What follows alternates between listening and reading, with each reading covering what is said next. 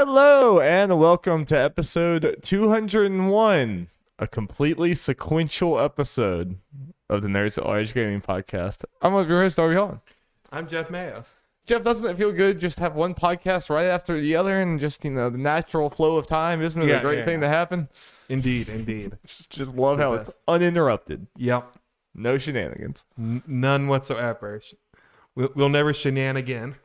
No. Hey Jeff, how you doing? It feels like we hadn't really been doing this in a while. I don't know. No, it's definitely been a bit since we've done it in this room for sure. Yes, yeah, that is very true. Right, we did one in our bedrooms. Apologies for the audio quality. It was not the best. It was not like horrible, but it was certainly, if I was listening to a podcast and that's how it was all the time, I would probably stop listening to that podcast. So glad to be back on our good, nice, fancy mics. Yep. And not sequestered to our rooms. It feels good. And yeah, we have some fun games to talk about this week. But also, I guess before we get into the games, we'll say that we had talked before about me and Jeff potentially reacting, or Jeff really reacting to the Smash Bros thing. We will probably still be doing that, but after the fact, because we will both be busy working during the presentation next Tuesday, so we'll probably wait until afterwards, record our own reactions, and put those up and talk about it. Last Smash character, pretty exciting. Yep. I think we've both already talked about it. We're both still for the sixth time predicting Crash. It's time. Release the Bandicoot. It just feels right. Yeah. But I'll probably be wrong for a sixth time, and that'll be fun. Because it can be Sora. Yep, sure, Jeff. Yep. That's right. Or Cinderace. They're probably equally likely. There's no in between. It's either something like Crash or Sora, or it's Cinderace. Honestly, yes. That's kind of where my predictions go. It's either fucking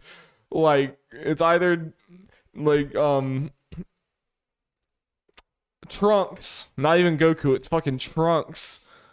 Or it's Toad. There's no in between. Yeah. There's no in between whatsoever. But if it's Captain Toad, though. But what if it's Captain Ginyu? Oh, fuck. Body swapping?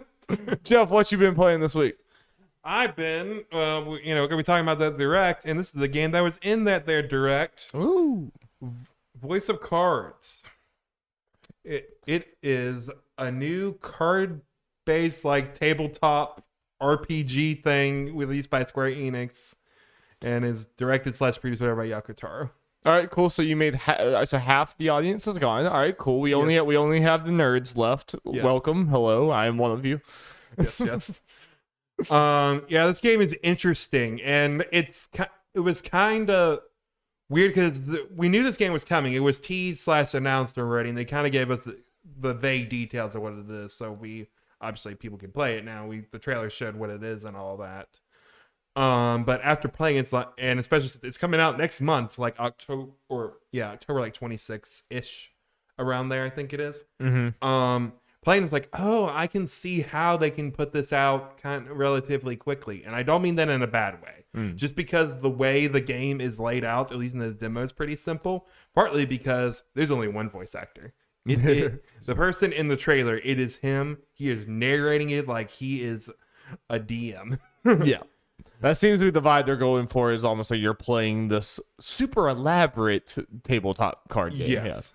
And as far as what you see on the screen, when you're traveling around, everything is cards. The people are cards, the items are cards, the lands are cards. So as you move through the town / world map or whatever, especially the world map, as you move, cards are flipped over showing what the terrain is, whether it is a more mountainous area or a cave or just plains or just kind of the boundary, hey, you can't go here.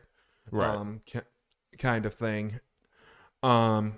So the biggest, hardest thing is obviously putting into the gameplay and the actual artwork for the cards, the character cards and monster cards especially, which are really well done. They looked really cool. And yeah, as far as the way the game was structured, the demo was structured, it had 3 heroes. I forgot their names, and I forgot all the fancy terms they gave us because it wasn't like the craziest long thing. And JRPG terms. Yeah, of course. Kind of breeze right over you. Yeah. And you were tasked to find an item for a queen. And the 3 heroes that we saw here, I don't remember seeing in the actual trailer. Like, they set up a couple heroes, like, oh, these are the main people in the trailer. These aren't them. Okay.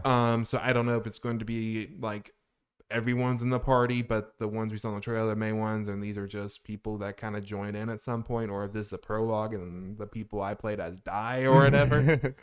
Maybe you choose your party. Yeah. But I'm just kind of curious because, again, the trailers seem to show these other people that weren't in the demo whatsoever as the main cast. Okay. I guess the main characters, or at least that's the way it looked like to me. Okay. And I didn't see them at all. But yeah, you do this quest, and it's a weird thing because obviously everything is cards, but it feels in a lot of ways like a normal JRPG, but card themed, if that makes sense. And what I mean by that is, like, when you make like dialogue choices or whatever, you select a card with the cards come out from the bottom of the screen, just like the top like 20% of the card with like your dialogue option. And then you choose them, and then the card is fully revealed with what happens next or what someone else says or the full quote or something. That's interesting. Yeah. As well as like with battles, it's random encounters. So when you go in, you are selecting your cards to attack with. And at least in the demo, it didn't feel like you're not just drawing random cards. The people cards and the monster cards have stats. Like, you're leveling these people up like a normal JRPG. When they level up, their speed, attack, HP, whatever, goes up. Oh yeah. As far as the closest thing to the way the cards I would say work is, it's kind of like the Magic and the Hearthstone of the world, where they have an attack and a defense stat on them, and the attack stats obviously got to be higher than the defensive stats to do damage, and it does like the differences and all that. Okay. So is there an actual, like, in the combat, is there a thing of like you are collecting cards that are different abilities, or is it just the card is just a way of showing a normal JRPG battle thing or something? It's a little mixture of both in a weird way. Honestly, as far as the collecting the cards, it's really items and equipment that you use to, like, the equipment are cards as well. So in some ways, like, the cards are just a way to equip stuff and ability and stuff. Like, when you level up, there are times where I got a new ability, which is a new ability card, but it's not a one and done thing. It's more just a visual thing to be like. Yeah, the way you use spells, some of them you can just outright use no matter what, but there's some of them that I forgot the term they use. I'll just say crystals. In the top left thing, you got like a little trunk or whatever, but every turn they drop a crystal in there, and some moves use crystals out of that bag, the little trunk to use. So there's sometimes like, okay, do I build up to use big attacks, or do I save it, or whatever? Okay. It's kind of like the BG whatever meter in Octopath. Mm-hmm. And I guess as far as the main battle goes, from what I can remember, besides the whole attack and defense thing reminding me of being like Magic and Hearthstone and the like, is some cards, as far as damage, it says like your attack plus 3 or whatever, and then some of them are your attack plus dice roll. Okay, so there is some randomness to it. Okay. Yeah. And there are other JRPG elements, like there are enemies that are weak against certain elements like fire and light and all that kind of stuff, and at least from what I can tell, it doesn't outright tell you what it is, so you just gotta play around and mess and see what it is. Some of them just kind of, once you got one, some of them are obvious, like, oh, skeleton men, I have light magic. Yep. Right. Yeah. Some of it like that. And as far as what I can also tell, it doesn't like save it for you. So like, some games, once you find out their weakness, it just saves it and it just tells you. As far as I can tell, it doesn't. You got to remember it. I think. So the only thing about this that worries me is that it kind of sounds like the card thing is almost just like it's just a visual gimmick, and then the actual game itself sounds very traditional. Yeah, so that's kind of what I got out of it so far. Yeah, the card and tabletop thing is kind of window dressing, which is cool, especially with the presentation of it just being the one narrator, and they get kind of cute with it. And they even say at the beginning, "Hey, I can't remember they gave him a name where he's like, I'm the voice or whatever. You're just gonna be hearing me a lot. I'm just gonna be narrating this whole thing," and naturally, because of the demo and there's this big wide open plain, I decide, hey, let's see how much I can explore. What? How much will this game demo let me do? I go high enough on the world map, and it stops me. And the narrator's like, hey, I haven't come up with that part yet. You can't go there. Okay, so is the tone kind of a comedic tone or a little mixture? Yeah, it doesn't. Yeah, it doesn't go completely comedic, but it does get a little cute with it. Kind of. The tone is kind of. It feels like Dungeons and Dragons. Yeah, right, yeah. With that. That is a cool setting. Yeah, that is a cool conceit or whatever. Like, yeah. And it's, again, obviously a big part that interests me is Yoko Taro behind it. I'm not getting the Yoko Taro feel yet, but I feel like that, that'll come. Eventually you'll hit the Yoko Taro. You'll be, there it is. Yep. Somehow I am the card. Or they just sent him an email once, and he's like, "Yeah, it looks good." So they put his name on it. Yeah, to be like, "Look, we got Yoko Taro." It would make sense because I was like, "Man, that was just fast." Like, oh wait, well, Near Replicant, didn't need the biggest input from him, so it's just kind of a remake. Besides the little extra stuff in there, and like I said, as far as like resources and everything in this game. Not to downplay it, because it's a really cool presentation. It's simpler compared to a lot of games. Yeah, it doesn't. Yeah, it seems like that's the point. It is definitely not trying to. I do want to, because I know some people are really turned off by the cards, and like once they saw that, I was like, oh, it's out again. Definitely check out the demo, because it plays a lot just like a normal JRPG.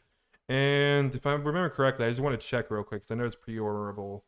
Like October 20th it comes out. It's $30. That's how much. That's the launch price. Not a full price game. Nice. Yeah. Coming out at a cheaper price. Yeah, I mean, it doesn't. It's not really like a card thing in the sense that it's like a bunch of like random bullshit constantly. Yeah, that's what turns people off from them. Which I enjoy that in games, depending on the situation and all that. And I think it'd be cool if this game maybe had more of that. Yeah, I do feel like from the sounds of it, it seems like it should be leaning into that gimmick maybe a little bit more. But I mean, obviously, it's just a little taste. But yeah, so I just hope it doesn't end up feeling like a Chris Tales type situation where it's like you had a cool twist on this JRPG thing, but then you didn't lean into it. You kind of just made a typical JRPG. Yeah. At the end of the day, like that's the only trepidation I have just from listening to you, but at least with this one, Chris Tale's demo kind of showed what they did with that, but they didn't go crazy. It's crazy with it, or continue to go crazy with it in the full game. This game, at least with the demo, you kind of get like, okay, this is what it is. Well, I say that I haven't played the full game, but yeah, at least yeah. But I mean, it looks. I haven't seen a game that looks like that before. It's a cool. It definitely stands out. No, it's fun. It was a little on the easy side, at least at least in the demo. Again, it's a demo, so I'm not gonna be too worried about that necessarily. Like there were three characters in your party, and there was one guy who was much slower than the other two, so he was always the last one to go, but he was the big bruiser character. I think I only had him attack like twice. Wow. So, I think maybe, or 2 fights or something in that demo, just because the other two were able to take care of it generally. Well, you know who else is slow? Me and all the Warioware micro games. True. My slow ass. my little brain just don't work fast enough for these little games. Yep. I'm gonna try to pull up the names of stuff. So. Yeah, so me and Jeff. I mean, Jeff, you hadn't finished this game before last fight? Had you already finished this single? Oh yeah, I finished the story mode because it's very short. Okay, well, I did that in one. So we already talked about that before, but me and Jeff have played the multiplayer for Warioware Get It Together. Yes. And ladies and gentlemen, it's pretty damn fun. It is. I'm impressed. I'm impressed with what they offer here. I immediately want this to be a party game that we get all of our friends together. This was almost like a test run of when we're gonna eventually introduce it for like our 4-player like party, like everyone. Yeah. I can really do it because it's be a lot. I think Alex was in anyway. But it makes it easier for me to be like, play this game when at least someone else has played it. Like, oh, this is good. It has that Nintendo magic of like they know how to do couch co-op party games. That like even if this only gives us like 2 or 3 nights, that's okay or whatever. I mean, like there's definitely. I really thought in the multiplayer was just like we're doing a bunch of micro games, and I thought that would be fun. But I was like, okay, yeah, we're just going through a bunch of micro games. They actually, I mean, and that is very fun. But they do have dedicated like you have all your friends around competitive like Mario Party-esque games that are like I think really creative and fun. Yeah, I understand why you wouldn't you would think maybe they didn't have as much of that stuff. Because obviously you don't know as much. This is also my first WarioWare game ever. The other WarioWare games do have these kind of modes in it, so this isn't a new thing from the franchise, luckily. So they kind of at least have experience with it. But obviously, with the way the micro games work out with the characters and stuff, the game's kind of more focused on the multiplayer aspect in a way, since you can do everything into at least 2-player. Yeah, I think they play with that with the different characters in a very fun way with the multiplayer. Like it's not balanced, and that's like kind of part of the charm of it. That's kind of the part of the fun of it. Is like it's like all right, we're both gonna choose different characters. Let's see how this goes. And it's like, oh boy, this character is not made for this game. And that itself is kind of funny. And then you get 9-Volt, and he's not good for about anything. Until I watched you go through like 20 minutes of, or sorry, I was referring to 18-Volt, I guess. Yeah. 18-Volt. No, 18-Volt, that's actually good. 9-Volt, not that great. I don't even remember which one 9-Volt was. 9-Volt, the little kid, he skateboard back and forth. Oh yeah, I couldn't. And you shoot your yo-yo up. It's not a very good. No. Yeah. I mean, there's some games where he's good, but far less of them than the rest of the cast. Yeah. Yeah, I don't know how detailed you want to get in all this, but like, is this a full price game? It's 50. 50. Okay. I was trying to feel out like, what do you if there's someone who just like has some friends that play Smash and Mario Party and other things, do you recommend this game for $50 for like your just rotation of party games? Yeah. I say at the very least, I assume it's still out there. Play the demo. Because while the party mode stuff isn't there, you can at least see the basic of the thing. Because you can at least see like, okay, do I at least join the micro game aspect of it, or do your friends, and well, especially if you're looking from a multiplayer thing, do you and your friends at least enjoy that? Because at the very least, if you get some enjoyment out of that, you can just do that in the main game, or you can combine that wacky shit with other wacky Absolutely. Shit.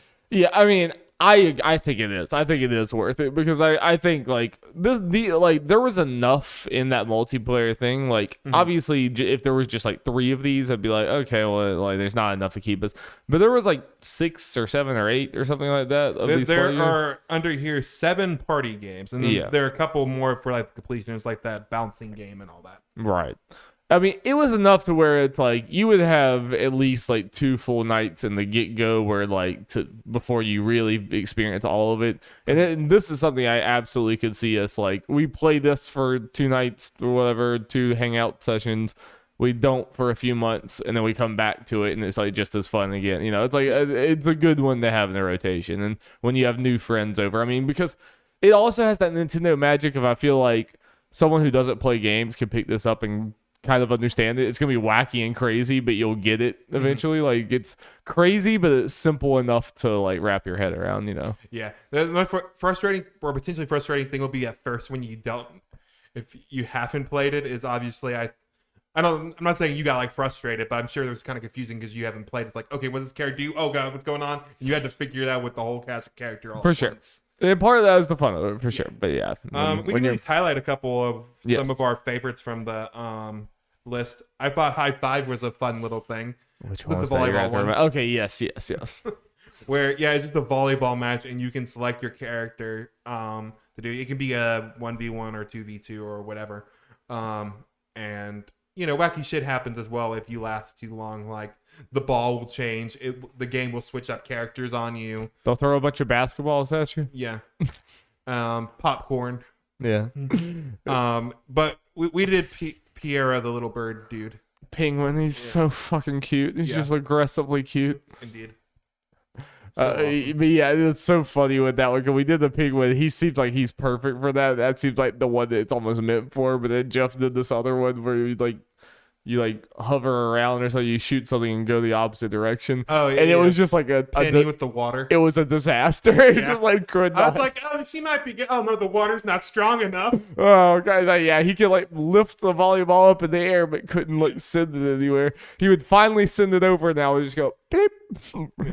So like that's kind of the fun of the game is like let's just take different characters in there and just see what wacky bullshit happens. And I think it's a good one, Pucker Up, where it's like the air hockey one, and then like everyone's the same character at the same time, and you can break stuff or whatever, or there's switches and stuff, and you can score. The last person to hit it goes into a micro game, and to get the point, they got to finish it. But while they're in it, well, the screen's smaller anyway, then the other people can fuck with it, like rotating it, covering it up, or make it very, very small. It's so cool. It's like half air hockey, but then you have to play the thing. Your friends are fucking with you, and they're like they can completely cover the screen. It's like, well, fuck.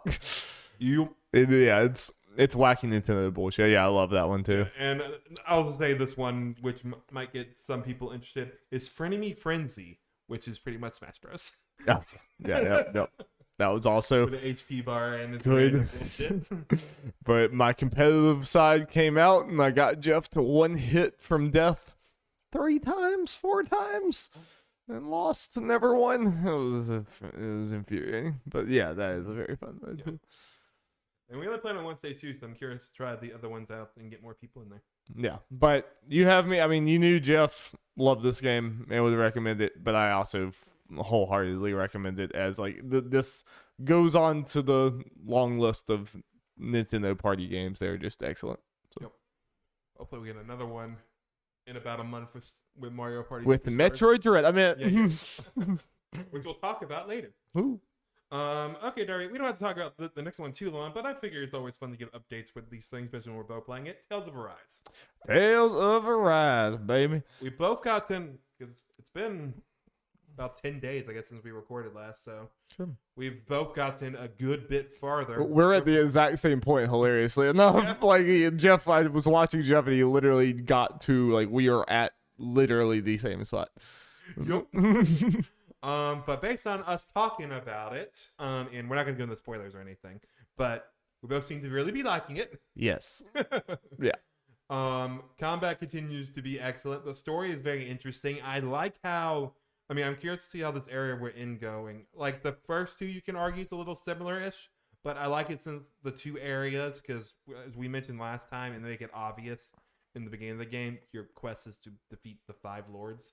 The third and fourth one are very different setups. It's not just go here. Oh, life sucks. Let's beat the Lord. Right. It's like, oh, they're doing different things. I won't say what those are, but right. Yeah, and I think that was part of what I think I probably came across more negative last week than I felt. Like I really loved this game back then. I just love it a lot more now. I mean, it was just like I just when you're tied to a series or whatever.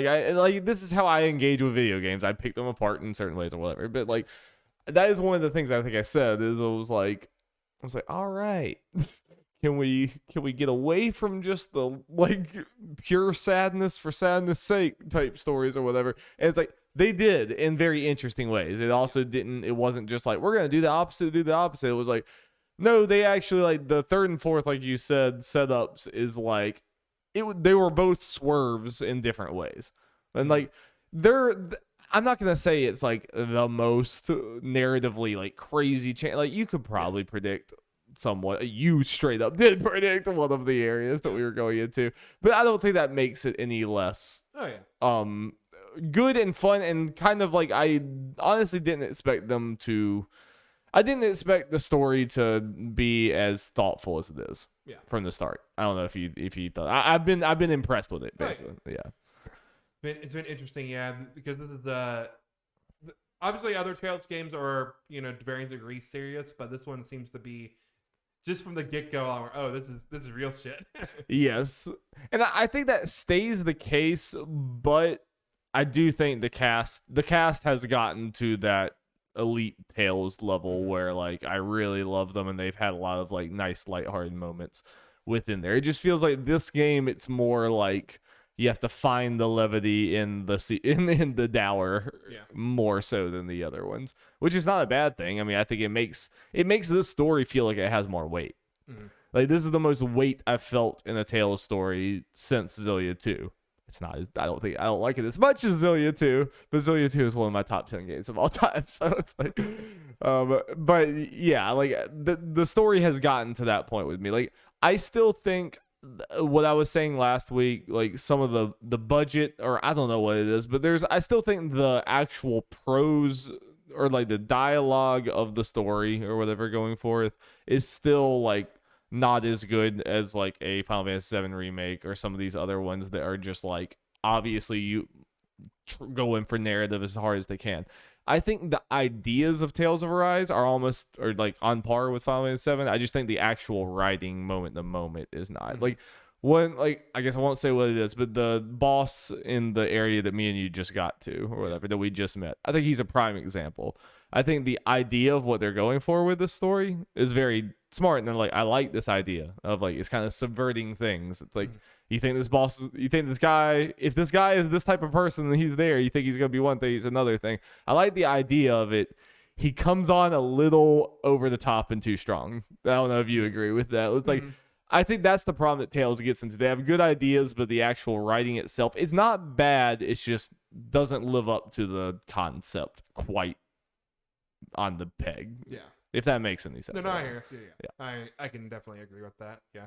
So it can be a little over the top and feel like, okay, you can do a little more here to kind of. Or just too heavy-handed. Yeah. It can get very heavy-handed at times, where it feels like, oh, that was a good idea, but then it's like, we're gonna like drill in. Don't you understand the metaphor? I'm like, yeah, I get it, Tails, I get it.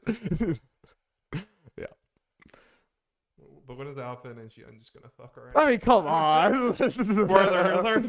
I mean, you saw for the moment there was that trailer. He was pulling the sword out of her chest. What was happening. They don't do it like halfway through the game. You also knew that they're gonna drag you along as long as they can. I did look at how long to beat right before this. I was just kind of curious based on what the hours I was seeing, and we both might be roughly halfway through the game.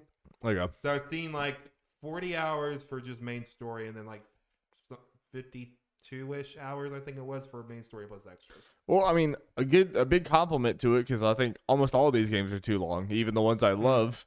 That feels okay to me. Yeah. Like I'm okay to play another half of this game. Like I'm into it. Especially now that like I feel like the pacing's been good so far enough to where it's like, okay, we're apparently 40 to 50% ish probably through this game. It's like, okay, we just got the final party members. We got all the main cast they've showed us. Your mic's off. Oh shit! Wonderworld is $19.99 Xbox. The Xbox store, Darby. Come on. Jump on it. We got a one. Okay. Hey. If someone donates $1,000 to Nerds at Large, we'll 100% Balin Wonderworld stream. Dude, I'll stream the entire thing like 3 times if you donate $1,000. Eagles, Cowboys. Who you got, Jeff? Cowboys? Yeah, Cowboys. Yeah. I mean,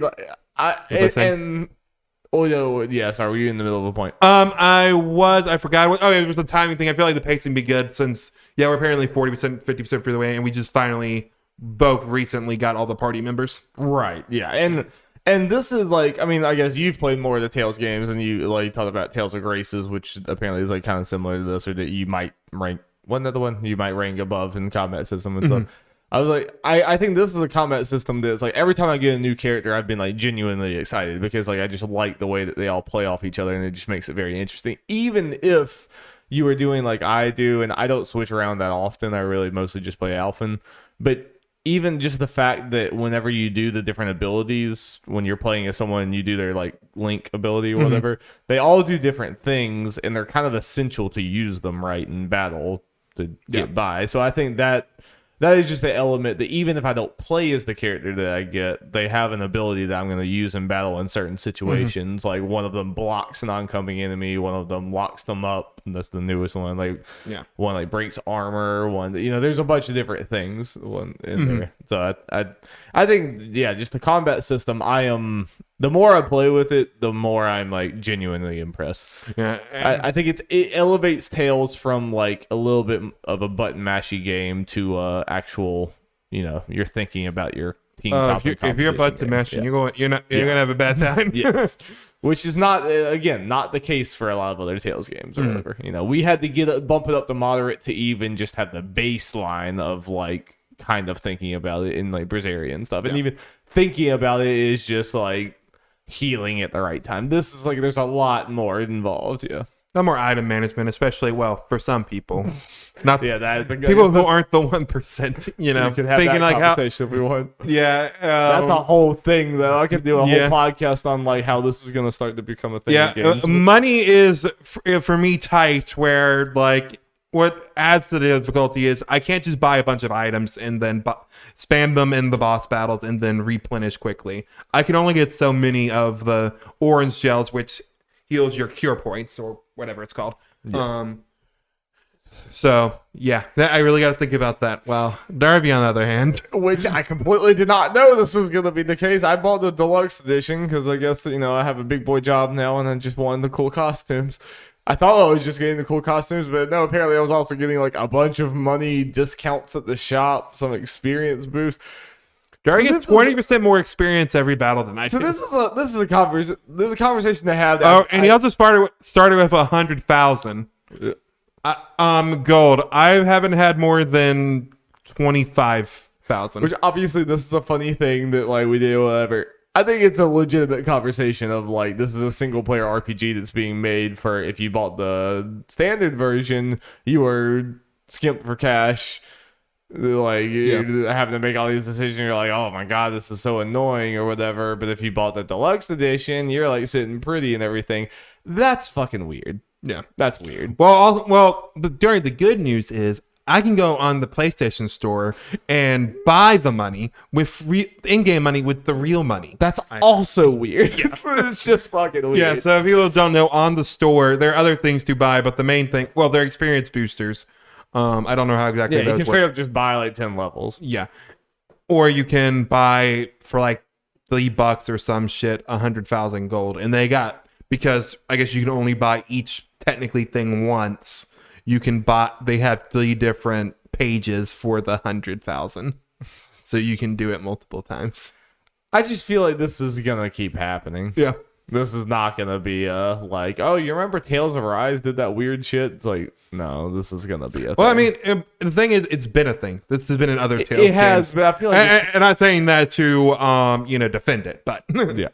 But like you pointed out, there's never been another Tales game where we felt like we were strapped for cash in the way that you say you are now. Like I think that's intentional. Mm-hmm. That is, they want you to get frustrated to go on that PlayStation Store and pull out your credit card. That's what they want to have. Oh yeah, and other Tales game, me and you were able to buy whatever the fresh new equipment is in any shop. Like, oh no problem, we got plenty of money. Let's bulk up on items. We're good.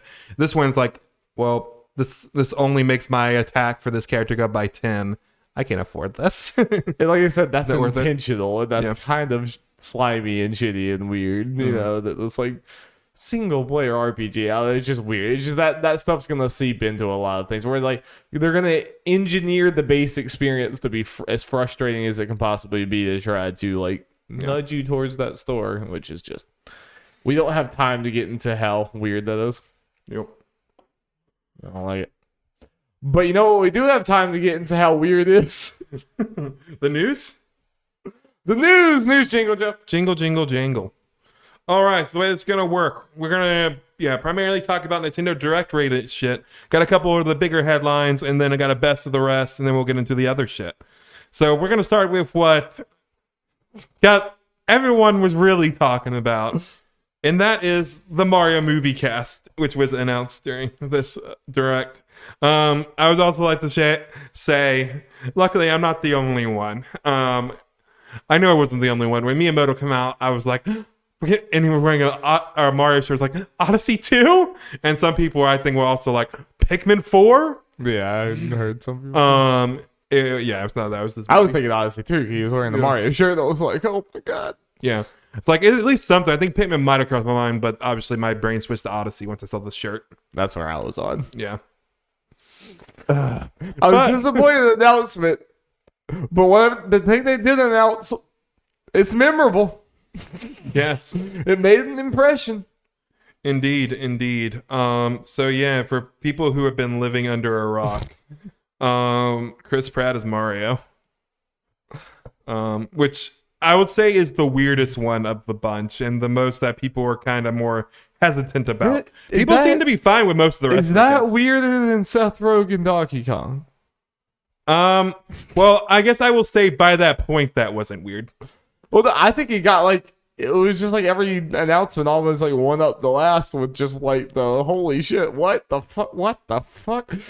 I guess outside of Anya Taylor-Joy, who's just a really good actress, and I mean, all these people are good actors. It's just weird. Like, there's no one that could have announced it. Like, if we knew that wouldn't have. Like, it was always gonna be weird hearing these people talk anyway. Yeah. There's so many layers to this. Well, there's the first layer of like none of these characters fucking talk, so it's like really weird that they're gonna be talking a bunch. And then there's the next layer that is literally like someone said Nintendo went to Google and typed in actors and just like hired the first like 6 people that came up. Yeah. So this is all weird, and I do think part of it is once we got going, it's like it was all funny but less surprising in a weird way. I feel like most people like popped off for Charlie Day as Luigi. I mean, perfect. And don't get me wrong. Like, I'm not mad about it. Maybe because like I've seen other people mad, like, or like mad about like, I think that this movie might be bad. I'm fully okay with that. Like, I had no stake in this movie. Yeah. Like, if this movie was good or bad, I could not care less. I love Mario. Could not care less if the Mario Illumination Studios movie is good or bad. So the fact that it has fucking Jack Black as Bowser, Seth Rogen as Donkey Kong, Mario Pratt. Yeah. This just like, this is gonna be like, no matter what, I'm gonna win. This is gonna be a lovable train wreck, or it'll be a surprising like hit. I'm like, either way, I'm in. Like, this is just, I'm like, now that we're a couple of days off from this stuff, so, and we obviously talked about it afterwards, and I might say this for multiple things regarding the direct, but think about like, okay, I think this is more fine. It does suck. Like, I know people bring up like, why don't you get video game voice actors to do this stuff? It's like, I love Charles Martinet. No. That voice for a whole movie. I'm gonna say he's never spoken lines as Mario. He says words. Yeah. He says words and makes grunts. I'm like, It's a Me Mario is one of the like. Apparently, this man's gonna be talking the whole time or whatever. It's like, you have no clue what this man can do. It's like, I don't know. Well, the weirdest thing is, like, even regardless of that, it's still weird thinking like Chris Pratt in particular is Mario. I will say, as far as voice acting goes, I haven't seen it's weird. Well, I haven't what's that Pixar movie he was in with Tom Holland? Onward? Yeah.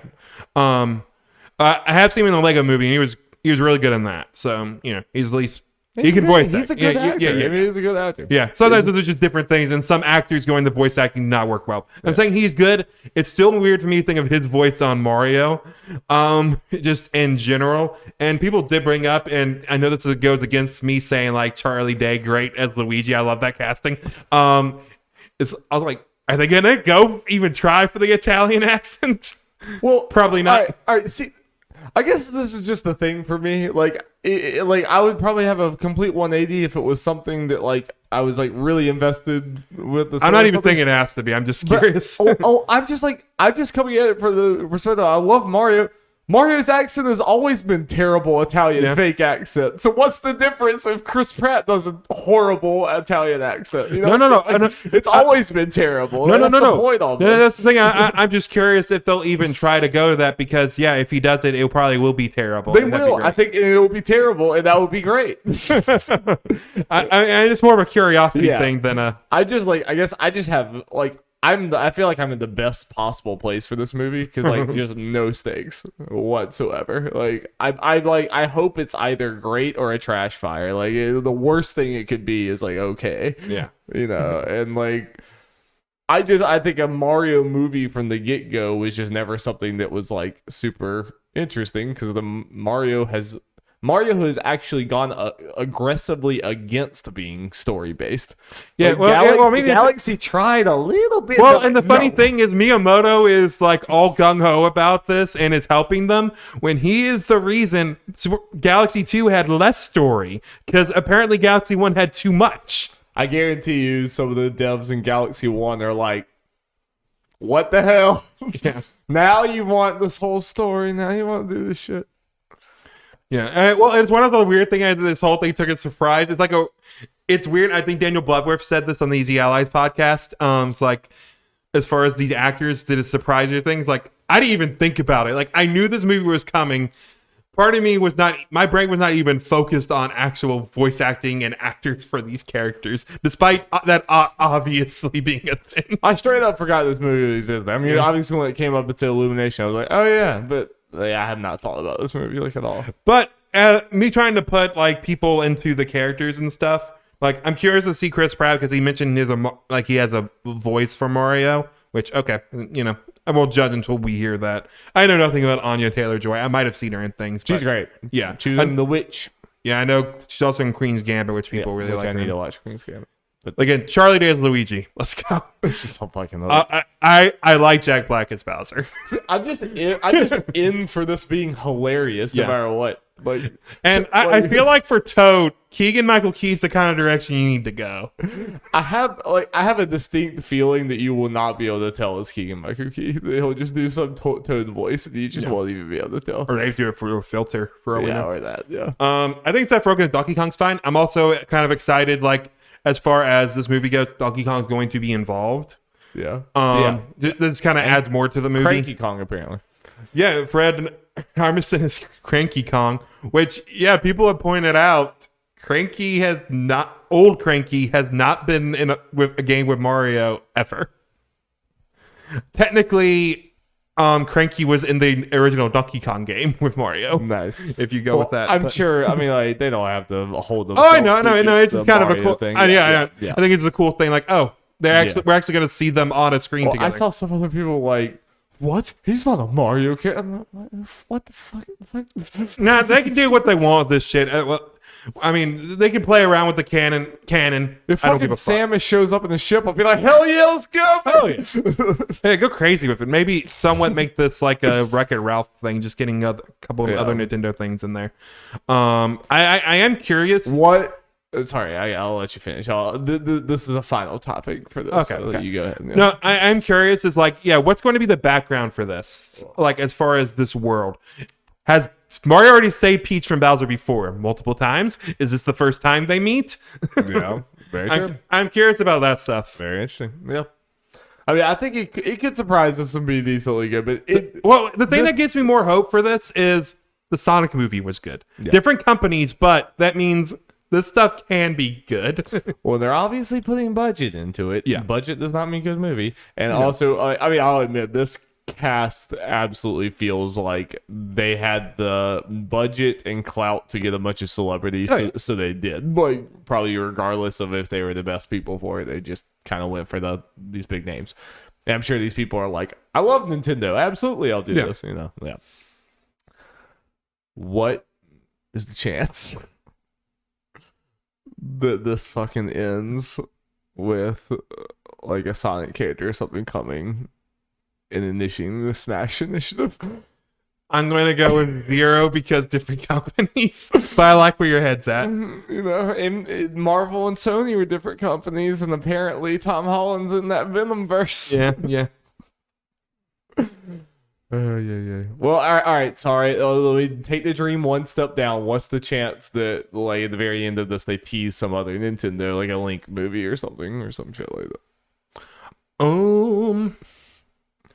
I'm not sure. I feel like if I'm being real upside, I especially if it's like good and it does that, I'd be hyped as hell. Realistically, I say no, because I feel like the most likely thing to happen to get to a Smash Bros. Movie, which again, if this stuff's good, I'm all for it. I feel like the most likely thing to happen to get there is Mario's success, or maybe even before it, they greenlight a Zelda movie, and then they do a couple with those different properties. Then they just, because they do whatever the fuck they want with this, because especially since it's an animated kids stuff, they can just say portals open up and they're together. Like, can you fucking imagine?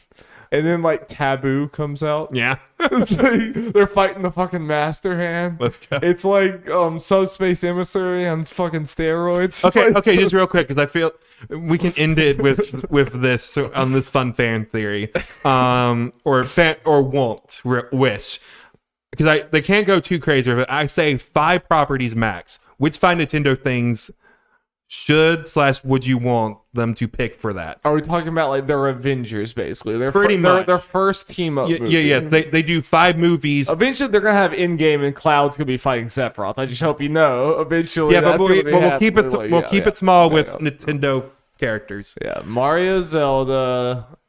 I think Metroid's in there. You can cheat and count Donkey Kong into Mario, since it's in this movie. Yeah, Mario, Zelda, Metroid's in there regardless of popularity, just from clout. Do you go Star Fox?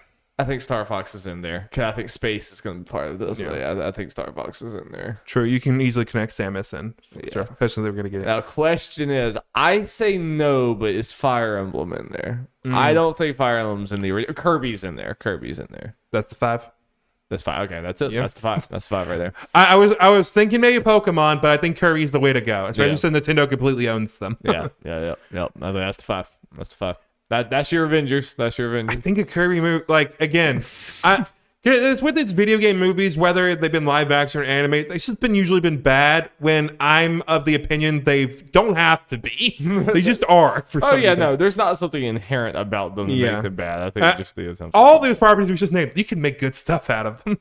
Like a Kirby movie could be cool. Like Kirby can still be silent. I feel like Kirby still does, but at least Meta Knight and DDD talk. Something about DDD and Meta Knight are just strong villains, and I don't even know fucking anything about them. Just their designs. They're just strong designs. Oh yeah, they're just like I love them. Yeah, they're great. They're in the complete opposite ways. Like one is edgy Mick Edgelord, and the other is this goofy big penguin. But they're both so strong. Well, speaking of Kirby, Ooh.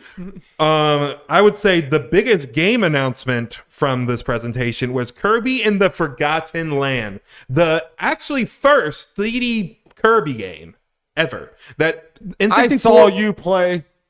The N64 one is technically 2D.5 or 2.5D. I saw you play some Kirby game where you were running around, didn't I? You might be thinking of Kirby Air Ride if we're counting that. Oh yeah, maybe. I think it was a GameCube game. It was Kirby Air Ride. That's a racing game and had an adventure mode. It's a spin-off. We can maybe count that. I guess I only saw you play the adventure mode. Okay, I definitely remember you running around and flying around as Kirby. So I just assumed that was a 3D platform. Anyway, sorry, carry on. Okay, so first mainline Kirby 3D game, fully 3D game.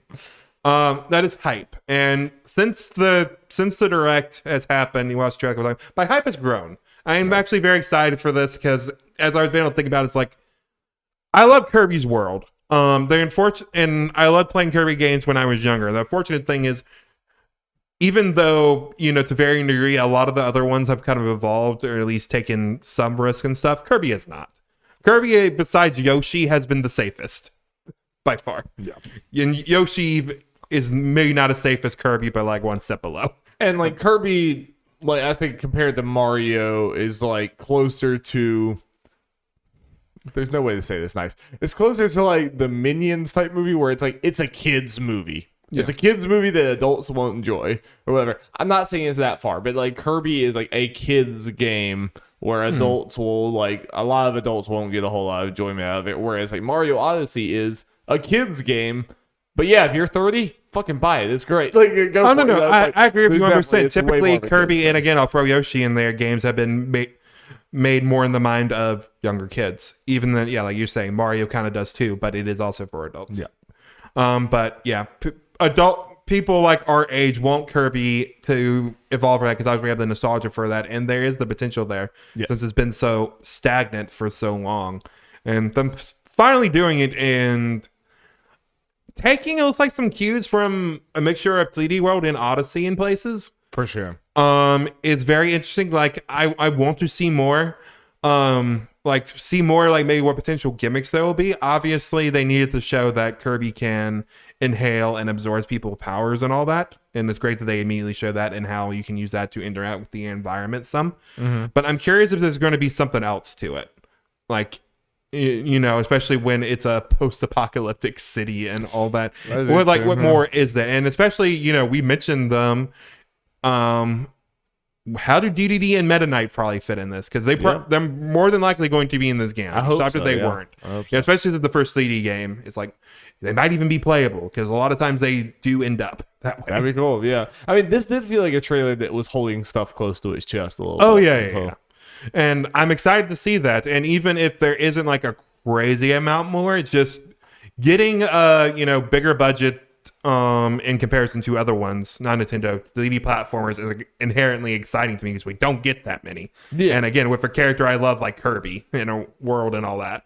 I mean, I think even like whenever you look back at that trailer, which I have, I think like you can see multiple different gameplay styles. I think it looks very Odyssey to me, which is not an insult at all. But I think like it doesn't look like a like subpar, like kind of like, you know, baby's first 3D platform. I mean, it looks like there's a lot going on, like where it's like, you know, there's the combat stuff, there's the like upward platforming, there's like the environments look like they get big at times. Like it looks like a full ass Nintendo game, Nintendo 3D platformer in the sense that like mechanically it looks like it could be like, you know, in line with Odyssey and everything, which is what you would want. So.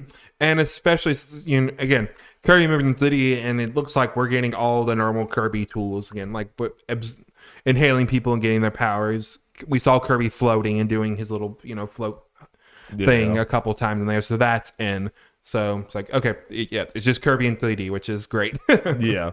I mean, do you think, like, I brought this up, like, and again, it's just devil's advocate, but I brought up it's kind of funny that, like, you look at this and you immediately think, like, oh, it's kind of copying Odyssey with the different power-ups and stuff. And then you think about it for 2 seconds, you're like, wait a minute, that was Kirby's thing. Yeah. So Odyssey almost copied Kirby, but it's like, do you think there's any, like, should anyone be worried about this just, it's like, oh, it's a 3D platformer where you can take a bunch of random enemies' powers. I just played that, you know, like, should there be any worry about that? I don't think so. I mean, as long as it's good, because people want more Odyssey. True. It's true. I mean, even if Odyssey 2 did come out, I think these are going to end up being different enough beasts to where that's fine. Again, like you said, that's always been Kirby's thing. If anything, Odyssey copy Kirby. No, it's not fair at all. Yeah. It's not a fair criticism at all. And a lot of people have been wanting this in particular for so long, and I've seen, you know, reactions from different people and other Nintendo fans. Some Nintendo fans don't really care for the way Kirby did, or some people who never played a Kirby game, they're like, I'm in now. Like, I mean, that's kind of me. Like, this looks, as someone who, like, if you could, like, of all the future games that I know might be coming out, Odyssey 2 might be one of the number ones. If you're like, you can have it right now, I'd be like, give me that one. So you know that's mine. Like, yeah. So considering that I am that guy, I'm like, yeah, I think I'm in for this. And I've never played a Kirby game really. I've like dabbled in maybe one or two, but never owned one. And I mentioned anything. It's the most interested by far I've been in a Kirby game forever, because it's like, the other ones have been kind of the same.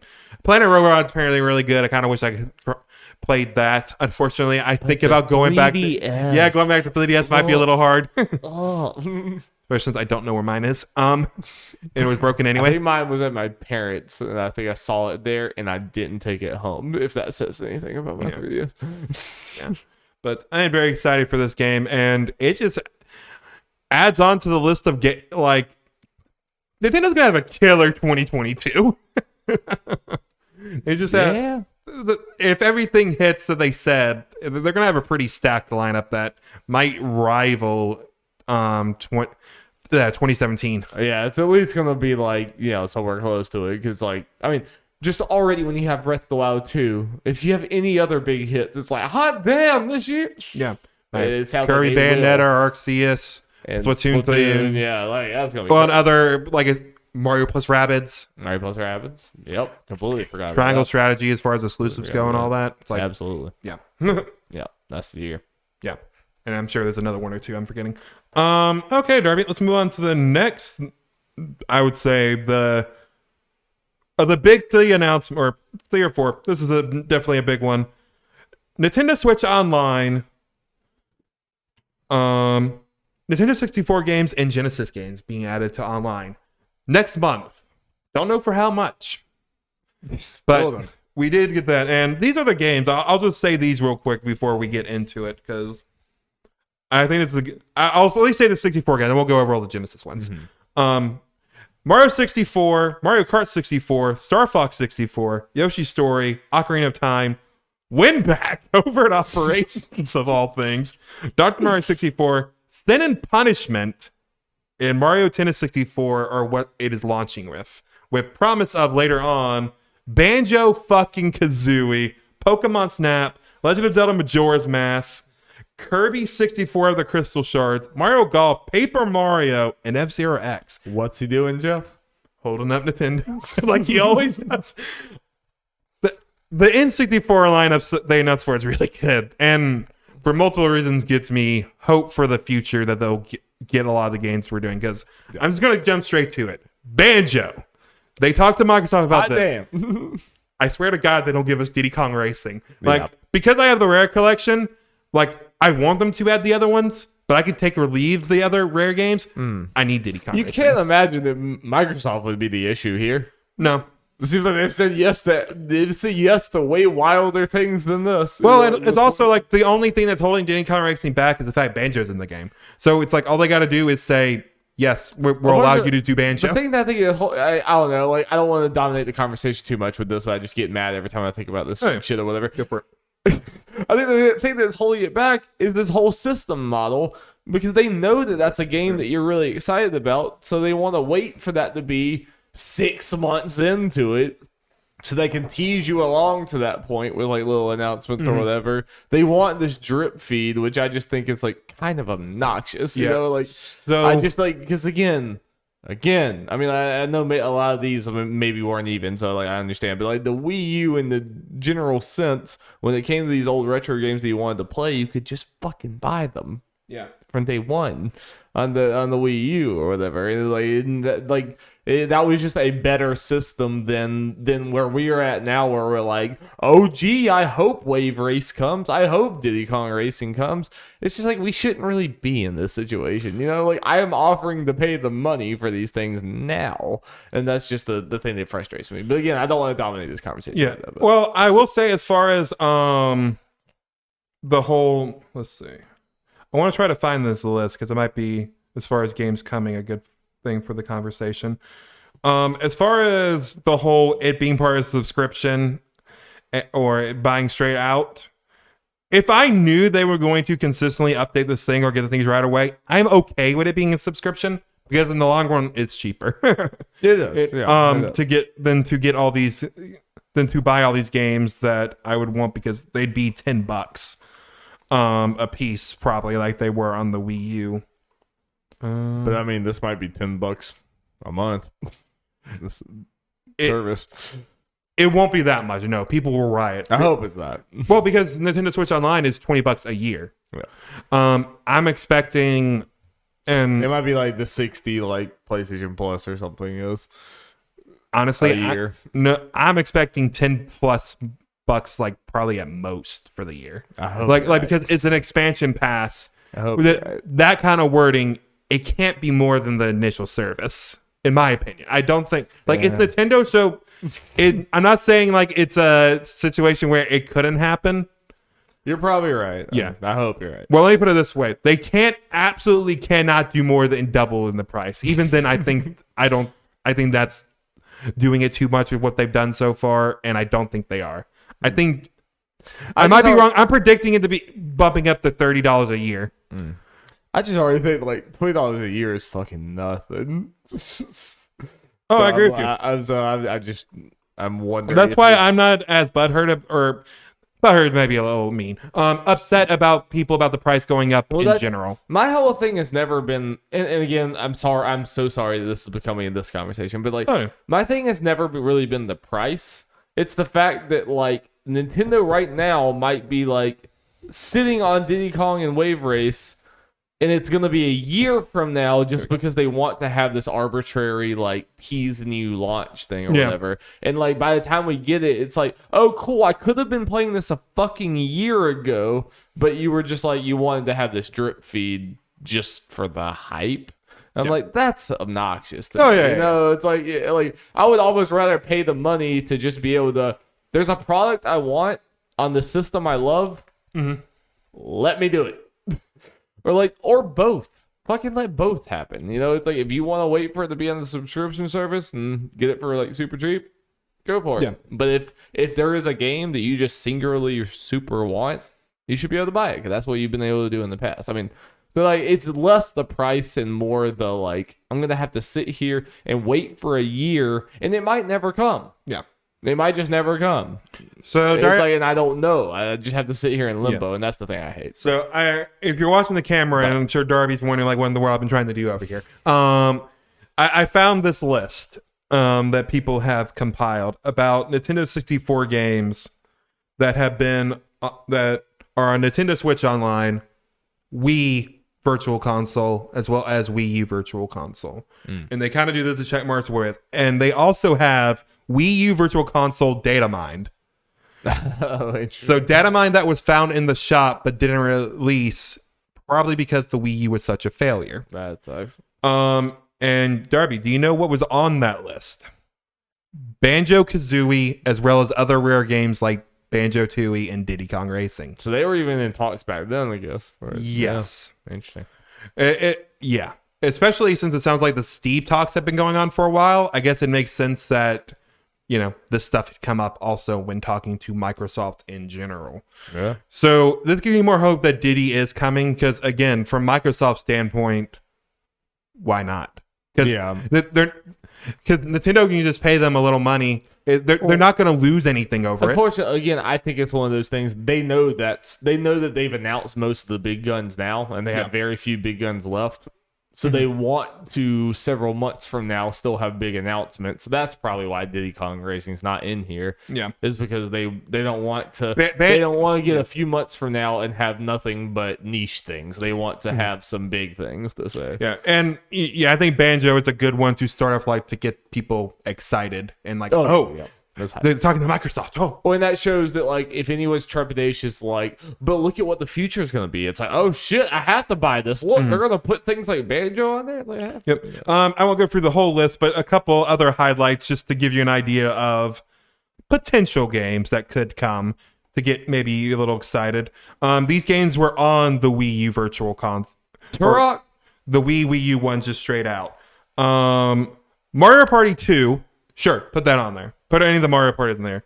Ray Race 64 has been on both Wii and Wii U. I think it's coming. I will play the shit out of that thing. On the Wii, Pokemon Puzzle League. Let's go. Bomberman Hero. I can't remember which one that is. Also, Bomberman Hero, Pokemon Puzzle League, as well as the original Super Smash Brothers were all on the Wii and in the Wii U data mine. And Darby, something we haven't mentioned. That'd be fascinating to go back to. With the N64, like with the NES and SNES games, you can play online with some of these games. Oh, shit. So online original Smash 64. That's fascinating. With probably better netcode than Smash Ultimate. Oof. Because apparently Switch Online uses ARM's rollback netcode. Oh, God. Nintendo, fix your shit. Jesus. Fix your shit. So you're telling me the original Smash competitive online scene is probably going to be better than the Ultimate scene? Yes. Yeah, again, a couple other highlights from whatever. Donkey Kong 64 was on the... let me see. Yeah, Wii U Virtual Console. I imagine that's coming. Bomberman 64. I'm nostalgic for that one, so I'm okay with that. Harvest Moon... Let's see. Diddy Kong Racing, like I said, GoldenEye 007 was data mined. Yeah. Darby, GoldenEye Online. You gotta put that, yeah. GoldenEye Online, That'd be Darby. crazy. Jones, that will be all he does for like 3 months. Perfect Dark, in a similar vein. Pokemon Stadium. Pokemon Stadium Online? Oh. Rayman 2, Resident Evil 2. And there are other games, but it's like... So all these are on the Wii, but not the Wii U, basically. The last couple games I named were data mined from the Wii U. Which, yeah, it sounds like they were going harder on the Wii U with this stuff, but because it was a failure, they're like, well, stop this, save it for later. So, it just seeing this list and kind of naming just gets me more excited for the potential where this is going. For sure. Because I think they've done a good job with this initial list of like, okay, we got the big guns out of the, like, pretty much all the really big ones out of the way, or at least announced that they're coming. Did exciting things like, oh, Pokemon Snap and Banjo are coming. Yeah. Also, obscure shit like Sin and Punishment. Yeah. And I mean, we don't need to go into it because we don't know as much of the games too, but exciting things like Genesis being a part of this, which I honestly did not expect. I expected this announcement to just be N64. I did not expect Genesis to be part of it, so that's pretty cool. Mm-hmm. And based on the Genesis collections that have been released a lot recently, which was so funny coincidence. I got done watching Easy Allies Easy Chillin' streams, get through all that recently, and they played the Genesis collection.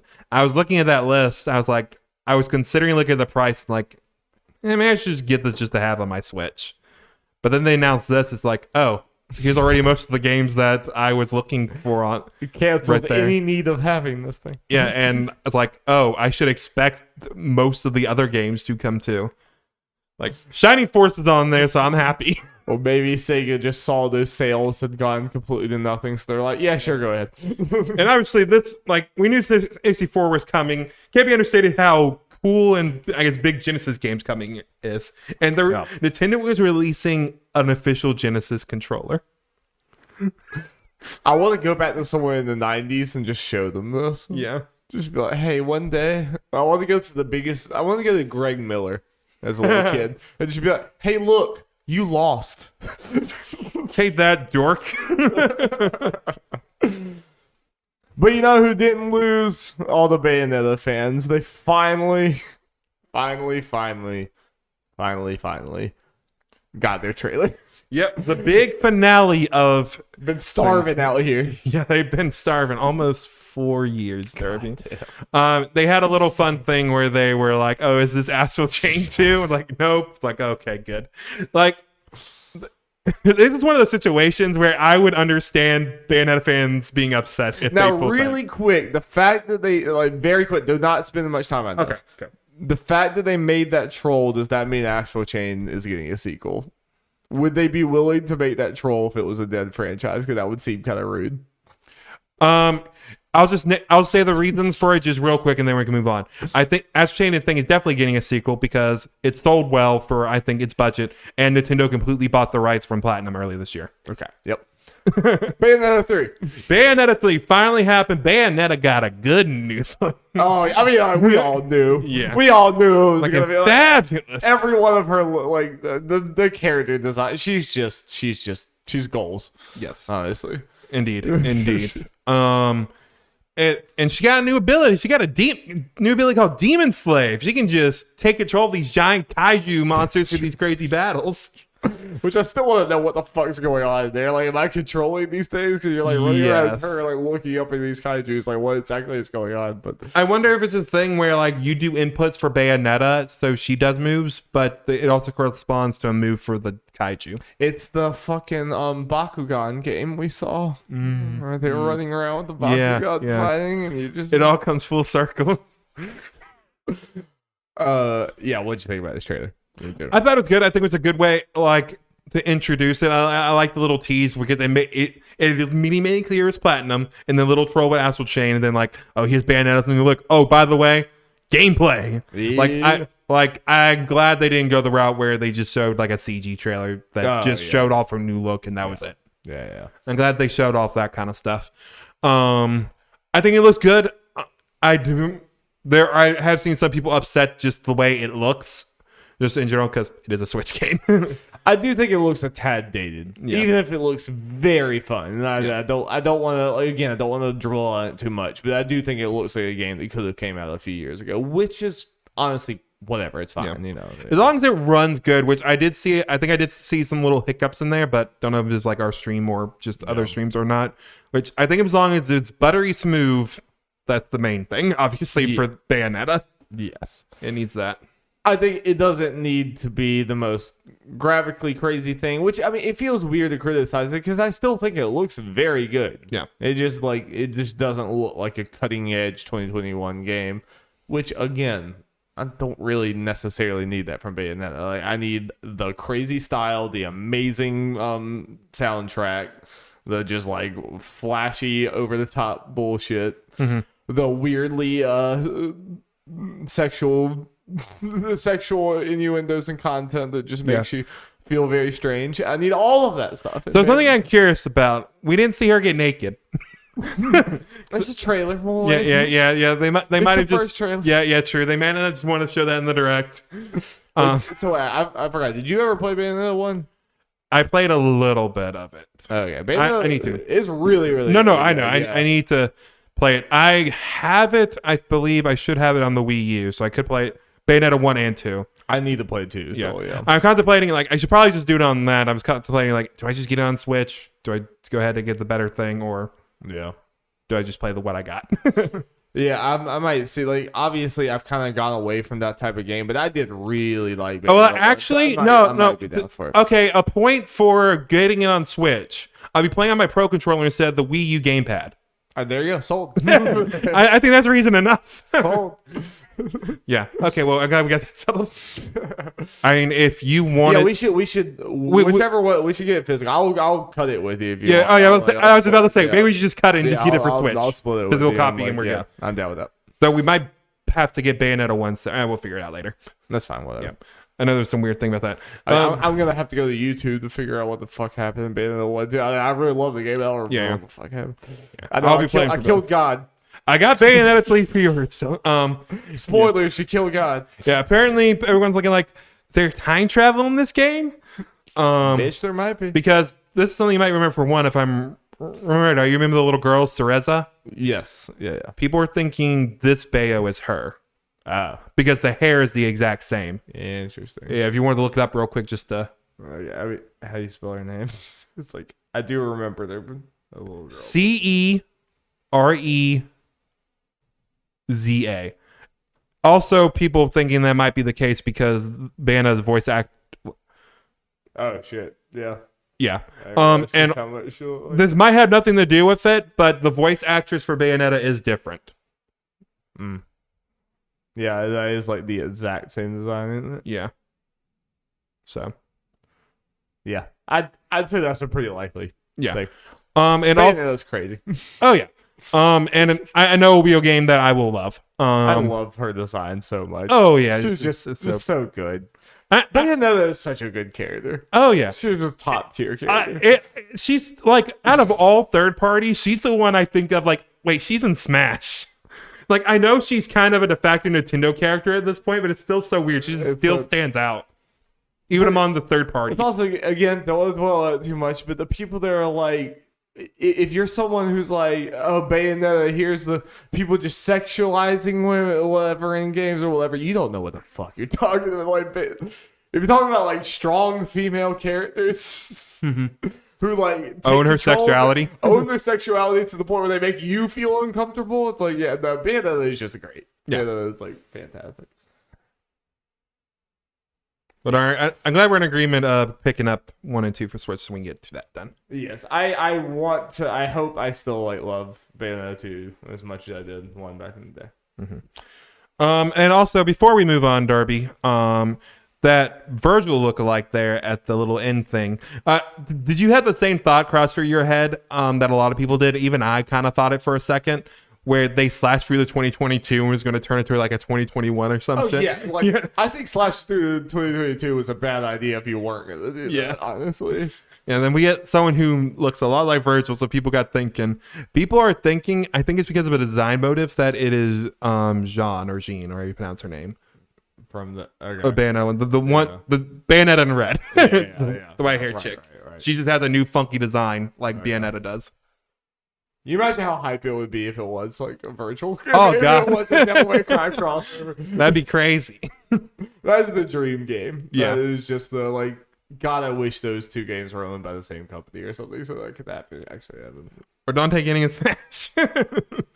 Yeah, I almost want Dante and Smash just so you could finally have that like Bayonetta stuff. Unfortunately, people's hype and Shaq.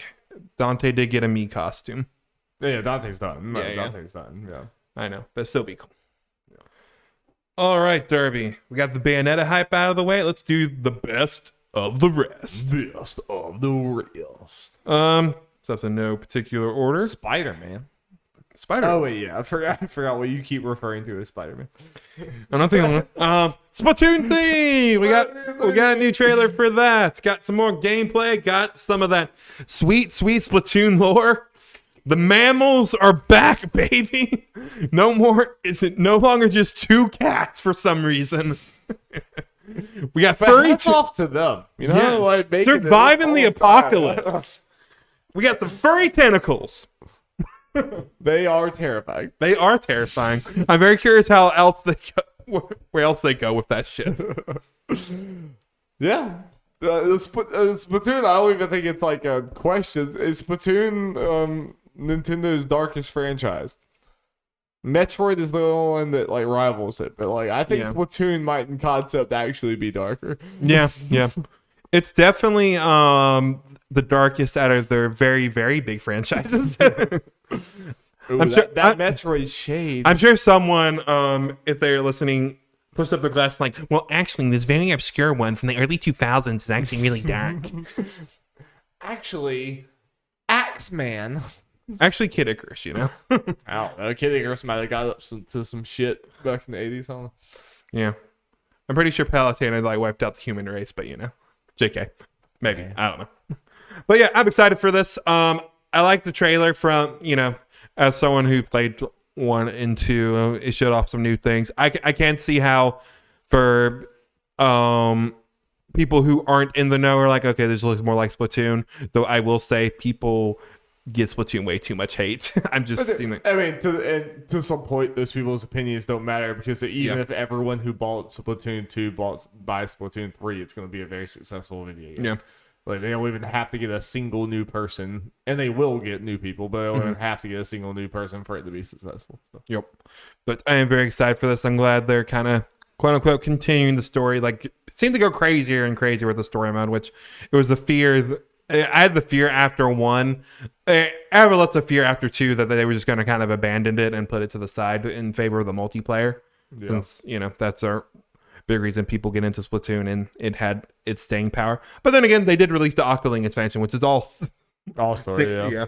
So really like that. Though I am curious from a lore perspective, where is why am I blanking on their name? Perla Marina. Yeah. From 2, because we saw Callie Marie in Agent 3, your player character from 1, but we haven't seen them yet. Well, yeah, they better not just get shafted. I know. Sure there's gonna be a thing. Also love the designs for the old returning characters. Yeah, so I love all of this. I'm ready for it, and I'm happy you seem to be expressing more interest in it. Yeah, and I think the things in multiplayer, there was definitely some really cool things there, like the basically wrecking ball from Overwatch. Yeah, and what I call Spider-Man. Yeah, like definitely, like it looks like some crazy mobility stuff and everything. Well, and someone pointed out that the map that they kind of focused on was a returning map from 1, so they're still bringing in the older stages. Sounds like there was a lot of 1 nostalgia things there. Then, like, yeah. Well, Callie Marie are just a turtle. They're like that kind of stuff is just going to be in the Splatoon franchise probably forever. Oh, well, also the thing that's cool about that Splatoon 1 stage, it is one that skipped 2, so they're bringing it back. Okay. Because 2 did have a good many of the Splatoon 1 ones, but they're just one that skipped 2, bringing it back. Nice. So. Well, yeah, it's funny because I'm kind of the complete opposite. I mean, I played some 2, but I'm like completely want to be into the multiplayer, like not really that interested in the single player. I mean, I should maybe play it at some point, but I think you should, because it's generally not too long and it's just really good. Like the gameplay for it is just a lot of fun. Yeah, I'm just excited. Like I like having I like having this multiplayer competitive like arena based like map like whatever certain amount of time thing that I've gotten very into with Overwatch and Valorant and League and everything, but with that Nintendo touch on it, like very kind of lighthearted and childish, but like in a cool, like it feels very Nintendo, but in this like it's Nintendo, it has the Nintendo feel, but in a completely different style, which is honestly not something we get often enough. Like I wish Nintendo took a little bit more risks like they did with Splatoon, you know, and like branched out into some other things. No, that's the thing about Splatoon. It was like, I mean, they had like newer franchises and stuff, but that was like the biggest one, or that felt like the one they pushed the most in since Pikmin. Unless you, well, not counting like Wii Sports and Wii Fit and the like. Yeah, but I mean, not saying like obviously things like Odyssey are like pushing the bill in so many ways within that genre, and I'm not going to take anything away from them or whatever, but it's like Nintendo does do platformer and party games, like that. They do those two a lot, like going forward or whatever. It was kind of cool to see them delve into a genre that is completely not there. It's like not at all there. It's like with an arena shooter type thing, and it feels very distinctly Nintendo. Like it has elements of like an Overwatch type thing. It's like it's obvious the people who made Splatoon had played these other games, which is cool. Like I like having these things merge and everything. Like some of the Breath of the Wild team even like said that they had inspirations from playing like the original Red Dead Redemption and stuff like that. Like that shit's cool. Yeah, like I like when the Nintendo is merging with these outside. Well, what's also cool about it, the Splatoon team was the Animal Crossing team, so they went completely different direction. So I'd like it if they let their teams kind of do that. So that's what Splatoon is like, and like I only played a little bit of it too, but I do appreciate it a lot. Like I guess that's just why the multiplayer excites me so much, because it's just so different for Nintendo. Like I really like that. You know, yeah. It's cool. You have to get Holden in. That's right. Triangle Strategy. It is a project no more. No one should be surprised anymore. Anytime they release Project anything at this point, like I think they just say Project so that everyone's not like, "Where's this game?" It's like, "Oh, it's just Project." Yeah, really fun. Here's the name now. We're just dropping Project. Also, here's the release date. So yeah, Project Triangle Strategy is now just Triangle Strategy. It's coming out March 4th of next year. Crowded early time for next year. Yeah. But yeah, I think the game looks good. I don't think we necessarily saw anything too crazy from here, but they definitely did the same thing they did from Octopath, where it's like we directly listened to everything you said on the like surveys we put. Like I generally like the way this team operates. I just hope that they like fully nail it this time instead of half nail it like they did with Octopath. Yeah. And we don't need to go into it. Like we said, I feel more confident in them playing the demo and with the kind of game this is, that it doesn't wear out his welcome like Octopath did. Yeah. I think there's more to the combat anyway. So even if it's just as long and gets somewhat grindy, hopefully not as grindy or whatever, at least there's more to it. Like Octopath, it just felt like I have to literally do the same battle over and over and over again just to get this one person up to speed with everyone else, and that just got annoying. But I mean, it's fucking beautiful. Yes. And it makes up for the freaking Final Fantasy Tactics that we haven't even gotten ported to modern consoles. It's only on phones. So someone's got to carry the torch. It's true. Monster Hunter Rise Sunbreak is a new expansion for Monster Hunter Rise that is coming summer, I think it said, 2022, promising a new story, new locales, monsters, and hunting actions, and as well as quest ranks. Big way to start with the direct, though it is funny that they were like, focusing on winter. Immediately, here's the game coming out next summer, like a year from now. Yeah, winter is so cold. Brr. Yeah. Obviously, this is going to be Monster Hunter Rise Iceborne, which is exciting that they're doing that kind of thing again. And just the location, like Iceborne to its original game, looks so different. It's like a Castlevania-esque area. It had very Dark Souls Castlevania-esque visuals. And the fact that like Iceborne was so big, and the fact that this is coming out a year after the first one makes me feel like it probably will be pretty huge and substantial, you know. So. Yes, hopefully in the meantime, for people that are still in the game, they do enough updating to keep those people interested. Yeah, I mean, me and a guy from work were talking about today. We were just like talking about all the different Monster Hunter World events that happened. It was like he made me realize again, like they had that crazy Final Fantasy 14 where they like swapped.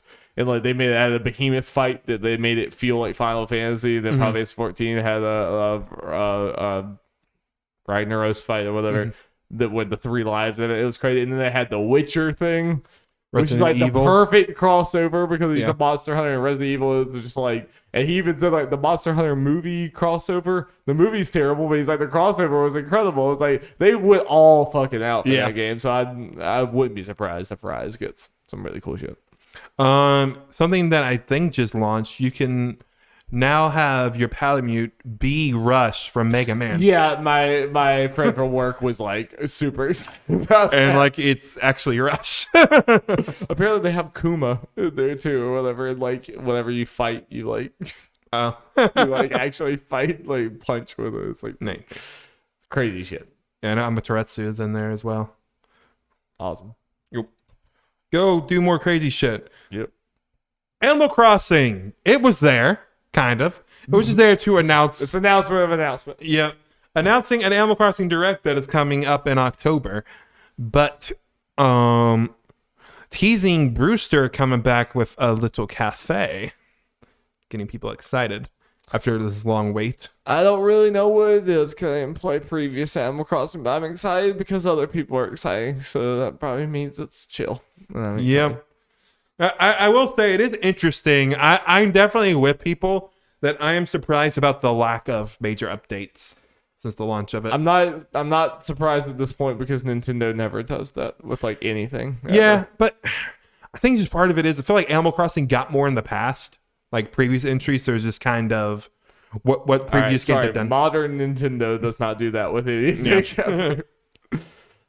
I mean, it should. Yeah. It was like the best-selling game in the fucking world. It should be getting... If it was in the hands of a lot of other developers, I mean, I'm not... Nintendo is a mixed bag as always. They make incredible games, but if this was in the hands of a lot of other developers and they were just dropped Animal Crossing, this thing would have been supported like fucking crazy. Nintendo, that is the one area that Nintendo is terrible at supporting things after it releases. Like, when it releases, that's what you get. I've already seen people banging the drum of like, oh, but this Mario Party game might end up getting the other N64 games as DLC. I'm like, shut the fuck up. If you are not, I was gonna get to that. If you are not comfortable with what's going out at launch, then do not buy this game because it's not getting shit. Like, do not hang your head on that. Like, it's just like, don't do it. Yeah, but anyway, I'm happy that they're finally. I hope it's big because it needs to be big. I feel good about it being substantial since. They're giving it its own direct. So hopefully it's something. Hopefully. Yep. We already talked about Smash. We don't need to mention that again. Look forward to reactions on October 5th. Mario Party Superstars, Darby.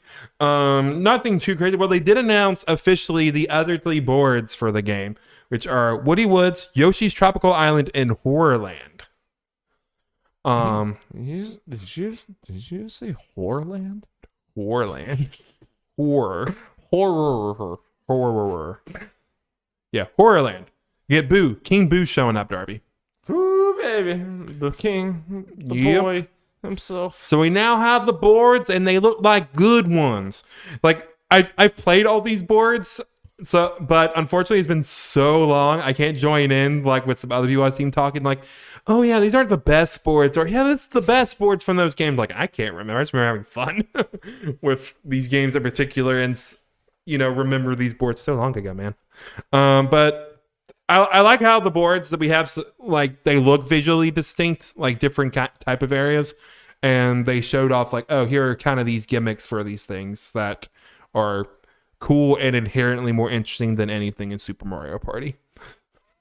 And just the design of them, like, you just look at the boards like these are just visually, board design wise, just far more interesting. Can't disagree. And the fact that, we're getting more games and all that, and these are tried and true games. Because I was able to get a little peek at the list because all 100 games have been officially revealed on the Japanese Mario Party Superstars website. You can go through and they have them sectioned by the games they originate from. I will not look at that because I just want to play it. I just kind of looked at it to see real quick like how many from each game. Really focused on the earlier ones, and then as it goes down, a lot less. Like I think Mario Party 10 at like 2 or some shit. Oh, it goes all the way to 10? Yes. It's not just in 64 games. It's all the main ones pretty much before Super Mario Party. Again, mainly focused on those earlier ones, but yeah, I think I'm fine with that. All Mario Parties have good games. Oh, yeah. But at a quick look, I didn't scroll through all of them. But compared to Mario Party Top 100, they released on the 3DS, which also had 100 mini games from Mario Party's past. Yeah. The list from this one immediately looked a lot more interesting. Well, Mario Top 100 just felt more like grabbed out of a hat, and these are the games. This one felt more like, oh, these are just more of the best. Well, it had greatest hits. Yeah, more of that. Despite that one being called Top 100. So I am excited for this game. Like you mentioned, Darby, about like, you can't rely on Nintendo to get DLC for this. I think I can see there being a chance, and I'm not buying this thinking that this is going to happen. Like every Mario Party, pretty much for the most part, at least the ones that have some of the games, usually have a Bowser board. Especially since Bowser's not playable. We do not have one. I can see there possibly being a Secret 6 board. I mean, because Super Mario Party had that too. Nintendo can always surprise you. It could be they finally learned their lesson. They added a board to the other one. They're like, let's make a whole bunch of money with a new, and it's just recycle a thing and then start adding things. But it's like by no means like you don't have the right to buy this and then complain about the DLC not coming. You know what Nintendo is at this point. Yeah, I'm buying this with the thing like, okay, these are 5 good boards. So I'll have fun with these. The mini games are good, and we'll have a good time with it. I'm glad you're buying it. Yeah, we'll have a fun time. And thinking about it again, even Super Mario Party, despite only having 4 maps, had a secret board. So this one, I feel like there's a decent chance I might have one. Having a Bowser thing. Yeah. Or maybe Waluigi, the ultimate. The Waluigi board. Let's freaking go. Chocobo GP, Darby. This is a game that I saw a lot more people get excited about than we did. Why? It doesn't even look like a Final Fantasy racer. So I looked more. There is more Final Fantasy to it than just. It's not in the like in your face enough as it should be. It's like Golden Saucer is one of the tracks, which is hype as hell. Yeah, but like. And then they had like the roster's weird. It's just a little cheap. The roster's also weird. I mean, Chocobo being there is fine, of course. I like that he's on skates. That's cool. Yeah. But then you have the like generic white mage they put in these weird crossover things, and like you got Mog and all this other like a generic Sid and all this other shit. And then you strangely enough have Vivi and Steiner from Final Fantasy 9. So you're okay with putting characters in there, but you just but they're like the only named party members, I think, from the roster shown so far. What the fuck? It's like weird. Like I just want to sit in these board meetings and be like, do you realize how hard this is going to be? Like you've already decided that you want to try to take a shot at Mario Party. Okay, you're already kind of idiots, but like just know how hard this is going to be for you. All right, you have the Final Fantasy license. Okay, good. You have a chance. You have a shot. Oh, you want to just make this look like it's just a generic racer and just have like some generic like things in there? You're not going to take advantage of the Final Fantasy license? Okay, well, have fun having a failed game. Bye. I mean, I want to be in this thing. It's like, are you fucking kidding me? You should have music from like 6 different Final Fantasy games playing in this trailer. You should have fucking Cloud out there. You should have Terra. You should have like fucking Noctis, Lightning. Have fucking everybody. Like go fucking crazy. That's the only way you stand a fucking chance here. Yeah. I'm like, not this just like very cheap ass thing with a little chicken and like it just looked like half the stages didn't even look like Final Fantasy. They just look like Mario Kart stages. I'm like, it was weird because it initially looked like it's just going for like using the Chocobo spinoff license to do it, which okay, I guess, but I agree with you. That's probably not the best thing business wise. But then again, Vivi, because people thought the Vivi because everything else was the generic black mage, but if you pause it, they're like, oh, that's Vivi, like it's obviously Vivi, and then you see Steiner there, and you're like, you decided on these characters, party members randomly, but other ones, you're like, those are the only ones. Yeah, that's bizarre. Yeah. Okay, I don't think we need to spend any more time on that. Last couple things. Hyrule Warriors got DLC things. I don't think that was a very good trailer. Mainly because, like, for me as someone who really likes the game, they didn't really show much from a story perspective to get me excited to really want to spend the $20-$30 or whatever it is to get in there. Yeah. So I'll see impressions before going in, because I have not bought the DLC pack at all. Fair. Metroid Dread, they didn't need a shot. We abstain. Yeah. ActRaiser Renaissance, people were excited for this. Some of it could look kind of good. Some of it kind of like looked really rough in my opinion. Yeah. And then other ports. I think they look pretty at times, but yeah. All right, Dari, let's get to the other news. Other. Well, not the other news, but other sorry. than yeah. All right. Perfect Dark. Just something real quick. The initiative has announced that they'll be partnering with Marvel's Avengers and Tomb Raiders Crystal Dynamics to develop the upcoming reboot. Very interesting. Avengers is dead. Actually, Crystal Dynamics has multiple teams. But. Yeah, well, yeah. I mean, Avengers probably is dead. But well, they said they already got plans for 2022, but we don't need to get into all that. Yeah, whatever. Yeah. Just thinking about, I mean, Crystal Dynamics don't like Avengers. Like, I mean, they're a very talented team, and like, you know, especially if this is like the Tomb Raider straight team or whatever. Like, I think for the type of game, like Perfect Dark, I think they could take some cool things from Crystal Dynamics. You know, I saw people overreacting to this, like going crazy, like, well, just a bunch of weird things, like, oh, because of Avengers and stuff, and people just really don't like the Tomb Raider games for some reason. It feels like. I know, I'm like very in the minority. It feels like sometimes. Yeah, I mean, I'm sure I'd be with you if I love the first one. I need to get to those other ones. But yeah, about that and freaking out, like a third party team working on helping with a first party franchise. What is this? Like, that shit happens all the time. That's nothing to get. I'm just interested to see that Crystal Dynamics Microsoft relationship. I guess is still kind of there, like, to some degree. But I mean, yeah, they had that exclusivity before. I mean, and it's not like necessarily like if you're worried about the, you know, if you just don't like Crystal Dynamics games, that they're going to have a lot of say on how the game actually plays. No. It's just kind of manpower into it. And I'm sure they'll throw out some ideas. They picked them for a reason, but yeah.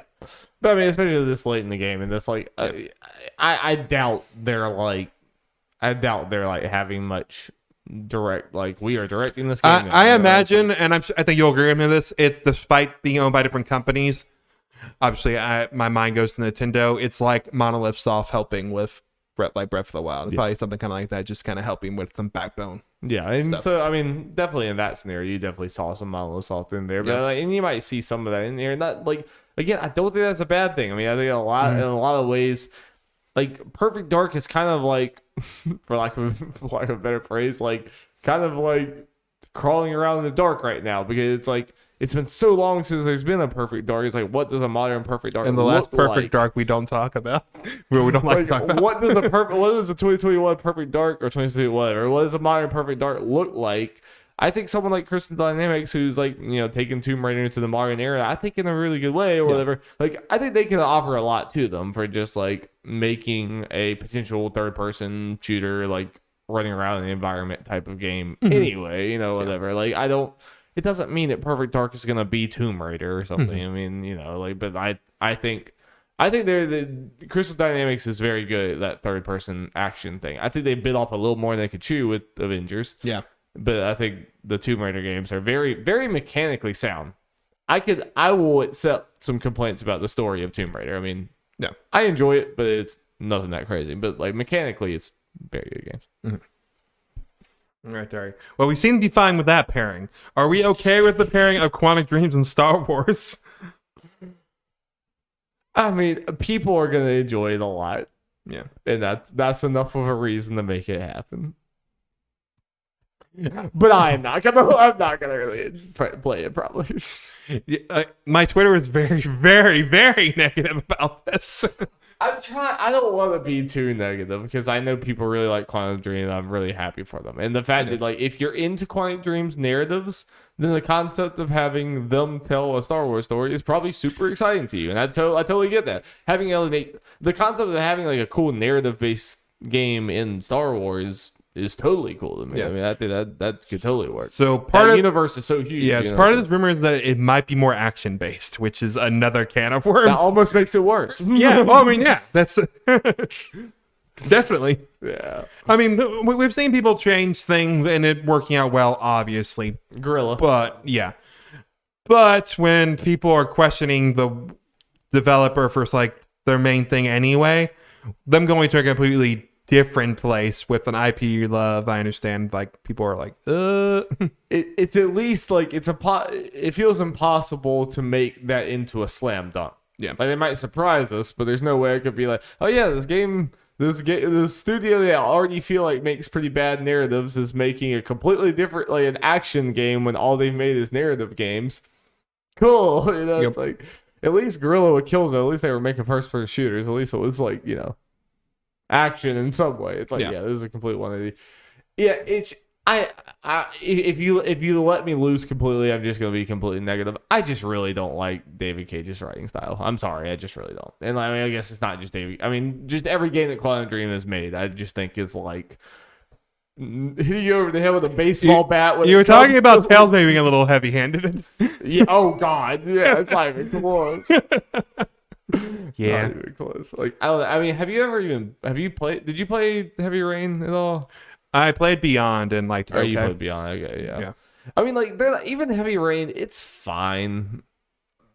I think if I played it now, I would like. I've like seen a lot of things now, and like I think I would probably hate it now. But like, it's just I just don't really like his writing style. That's all I can say. I mean, but I fully respect that many of my friends and many people like really really like it. So like I'm sure they're over the moon about this, and I'm happy for them.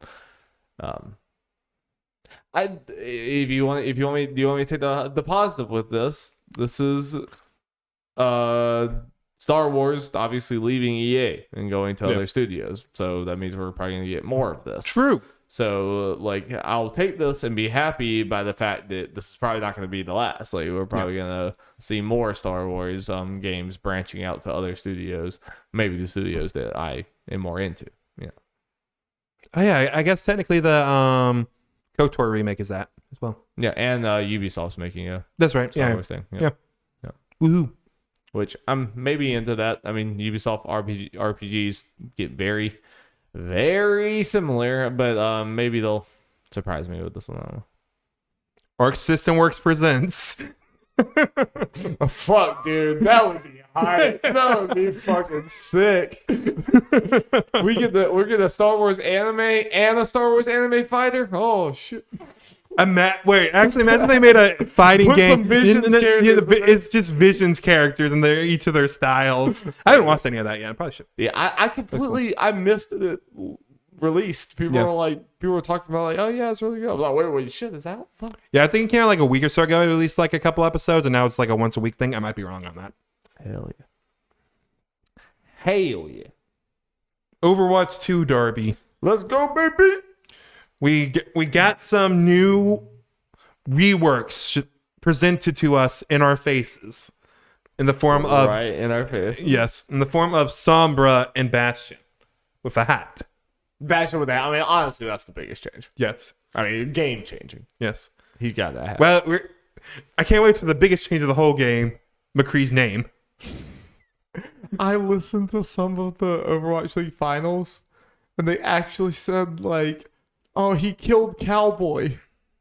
They called him Cowboy every time they were just say his name for now. Oh I feel like it's new. Just say his name. It was like, oh, Cowboy's coming around the corner. I'm like, oh my god. Okay. I mean, I don't blame the announcers because they're just told to do it, but yeah, it's not their fault. But it was still so funny. Anyway, let's get to Sombra and Bastion, whose changes we both seem to really like. Yeah. At least as they've been presented to us. We obviously need to see how they are in the actual game, but yeah. So the way it is right now, Sombra, we'll start with her. Hacking is still a thing. There were some rumors that apparently hacking was going to be gone for her completely. Mm-hmm. That's not the case. Yeah, still there. They decided to rework her hacking into the way it works instead of doing it, and it's just locks abilities. It locks abilities for a second, and then there's an 8-second window where you just do 50% more damage on them. Yes. And also, it doesn't take away your invisibility. Right, yeah. So she and the hack is now on a 3-second cooldown. Yes. Where I think it was on like an 8 or 10 or something. That is quite It was like you're gonna be hacking like way more often. Basically, Sombra is way more of a damage dealer just from that alone. Just dissecting that alone, like, and the rest of the abilities also go along with that. But she is like she still has the utility, everything, but she's way more of a damage dealer. Where like she is a threat whenever like she hacks you. Like normally she hacks you and it's like, oh god, where's the tank? Oh god, where's someone else? Because like she's setting up someone else. Now it's like if Sombra hacks you, it's like get the fuck away from Sombra because she's doing 50% damage to you. She does a lot, and which I like in the general sense that again, I think what I've been harping on the show over and over again is that Overwatch has way too much sustain and it takes way too long to kill people. So like I think we need to like boost damage numbers and like reduce tankiness and sustain. And I think the 5v5 is already doing that. And then like this Sombra chain also goes along with that. And just dissecting this one part of it before we move on. The 1 second hack, I actually the more I think about it, more and more I think about it, I really, really like because it turns it from what it is in the base game now that like you hack someone and it's basically it's kind of a mindless thing of like I hack you, so it's like, oh, you had your ult, now like this whole team fight, you're not able to use your ult. So it's like I take this ult out of the game. Just like you don't even have to do it at the right time. You just do it and like, okay, well they're not gonna be able to do it. Now it's way more of the Sombra has to like read the room and be like, right when the Genji's starting the ult, that's when you do it. You do it and you like knock them out of it. It's way more of a reactionary ability. Like League has a lot of those where it's just like boom, 1 second thing. So it's like if you do it too early, you messed up, and that's part of the play, you know. Oh, and even for people like us who are not as good, obviously you can still use that stuff, but the damage increase is like, oh, Sombra can be viable in that way, especially at our level. There's multiple levels. Even if we like mess up the timing of it constantly, we're still probably doing damage. So it's like Sombra becomes way more of a anyone can play her type of character. Well, and I feel like it gives more situations where she can be playable, and I think she'll be played more than she is. Yes. Also, I think that is doubly so with Bastion with his changes because they took away him changing from the turret, or at least the stationary turret. You can now roll and shoot things. The damage is decreased, which it should be if you're giving the mobility, but they also because now one of his base attack is pretty much like his ult. With the whole rolling around, so they changed that to what's the term for it? It's like a mortar, mortar artillery thing. Where you pick 3 spots and it just sends missiles down there and blows shit up. And you also got his now bomb thing where it bounces off walls and sticks to people. I love it. Has a pretty big range. So now, it just in a general sense, Bastion is a lot more usable. I don't even need to see gameplay to know that. Oh, 100%. Yeah, no, absolutely. I mean, and like it's also, again, it just seems like what I love about like Overwatch had too many characters that it's like it feels too shitty to say, but like kind of brain dead characters, or at least like it had elements of it that's just like not really designed for fun. It was designed for like you could see where they fit in a team, but the act of playing them is not super fun. And like Sombra was an example of that. You go invisibility or whatever, and you just kind of like hack important targets at pretty much any old time, and it's like, all right, cool, rest of the team come do things. Now it's like you gotta do it at the right time, whatever. Bastion's another one where it's like Bastion's play style was I'm gonna sit in this corner behind a shield in one area and shoot people. And it's like if you're not doing this very stationary style, then why are you playing Bastion? So it was like it's just not the most engaging and thing. even in that stationary style only works kind of in certain situations. Oh, absolutely, if at all. And you really kind of need a team that's like fully committed to the Bastion to make it work anyway. But like now there's definitely, I mean, like Bastion's obviously probably gonna be like the slowest DPS, but he's probably also gonna be like one of the biggest damage outputs. And with that grenade, there's definitely you can make some Bastion skill shots, which was just not a thing in the original game or whatever. It was just like point and click. It's like this is like you bounce that off a wall, Ryan's coming at you with a shield, he walks past this wall, you could just like bounce it into his area, and that area of effect's pretty huge with that, so you can like fuck up a team if they're just like cowering behind a Ryan shield, just go like boop. It's pretty sweet. I think that's pretty cool. But both of them just seem like more fun to play, which is honestly what I want from Overwatch. It'll be more fun to watch when they're in watching Overwatch League and the like. And that ult also seems like it could be strong, but it also seems like you have to do a lot of reading your opponent's movements because like the artillery shots are kind of slow. Oh, we even mentioned the EMP for Sombra, her ult, where it does, was it 40% damage? 40% of your whatever your current HP is. Yep. And still this whole thing where it's all hacked, where they're hacked. So obviously it stops whatever abilities they're doing at the moment, as well as Sombra can go and whack out that damage. Yep. Yeah. No, I love Sombra. I think Sombra is like, I always like the idea of Sombra. It's just like, especially at low level, she was just so fucking hard to get like value out of. But like now, I think I'll probably play Sombra a good bit more in Overwatch too, because of this. Yeah. Might mess around with Bastion. Yeah, I mean, I might play some Bastion too. And like Bastion was like the opposite of my type of character, but like Overwatch, I definitely like playing some DPSs, and like now I'm definitely more willing to play him. And in general, we saw one exhibition match, and I still feel the same way that like the longer I've thought about it, I'm just so happy about 5v5. I really am, because I think that's, I mean, it seems like they are like going down the route of like, I'm at least happy for all the like Overwatch 2 shittiness that has happened and Blizzard shittiness, which we will get to a little bit. It feels like Overwatch 2 is being built to combat the things that I was upset with Overwatch about. Yeah.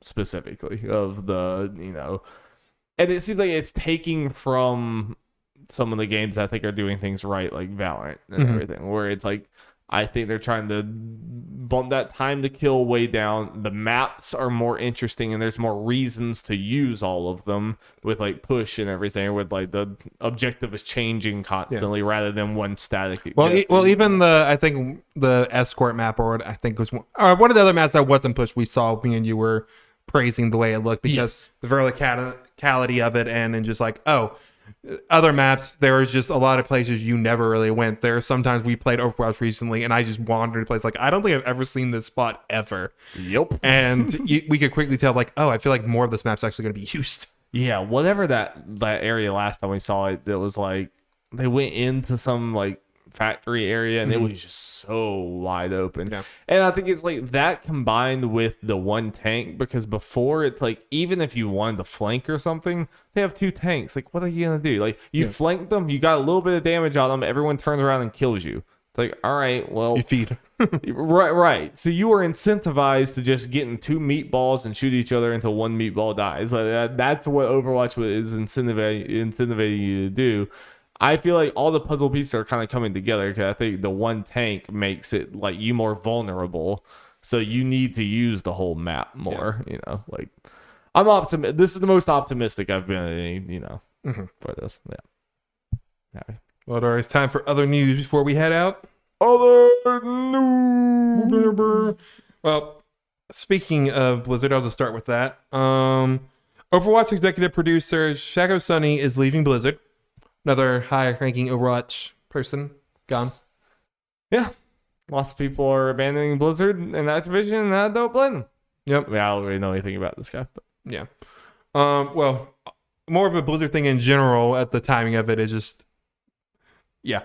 Blizzard's chief legal officer, Claire Hart, has resigned. I wonder why. Huh. So, yeah. I don't think it's a coincidence that this is probably like the biggest mass exodus this company has ever had. Nope. And yeah, it's unfortunate. Big Overwatch people leaving as it's getting closer and closer to launch. You can maybe argue like maybe that's kind of why maybe their parts are kind of done. But again, I guess this is a executive producer and all that. I do think some of this stuff does happen on most projects, but it does seem like it's happening more at this company, and there's kind of nothing can happen with this company without us thinking about this stuff. I mean, it's just kind of ever present, which it makes it weird to be a fan. Yep.